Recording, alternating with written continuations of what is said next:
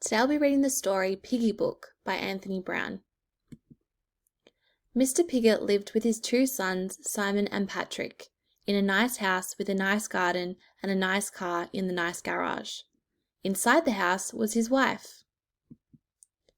"Hurry up with the breakfast, dear," he called every morning before he went off to his very important job.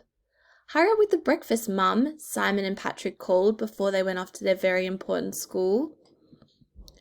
After they left the house, Mrs. Piggot washed all the breakfast things, made all the beds, vacuumed all the carpets, and then she went to work.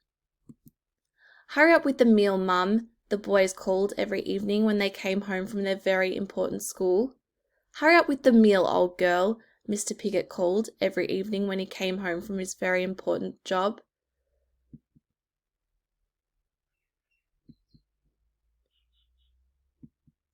As soon as they had eaten, Mrs. Piggot washed the dishes, washed the clothes, did the ironing, and then she cooked some more.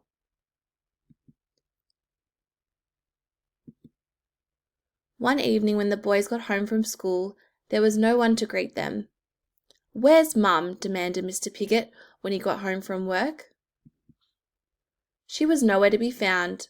On the mantelpiece was an envelope. Mr. Piggot opened it. Inside was a piece of paper. "You are pigs." "But what shall we do?" said Mr. Piggot. They had to make their own meal. It took hours, and it was horrible. Next morning they had to make their own breakfast. It took hours, and it was horrible.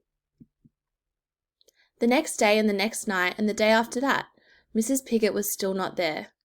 Mr. Piggot, Simon, and Patrick tried to look after themselves. They never washed the dishes. They never washed their clothes. Soon the house was like a pigsty. "When is Mum coming home?" the boys squealed after another horrible meal. "How should I know?" Mr. Piggot grunted. They all became more and more grumpy. One night there was nothing in the house for them to cook. "We'll just have to root around and find some scraps," snorted Mr. Piggot. And just then Mrs. Piggot walked in. "Please come back," they snuffled. So Mrs. Piggot stayed. Mr. Piggot washed the dishes, Patrick and Simon made the beds, Mr. Piggot did the ironing, and they all helped with the cooking. They actually enjoyed it. Mum was happy too. She mended the car. The end.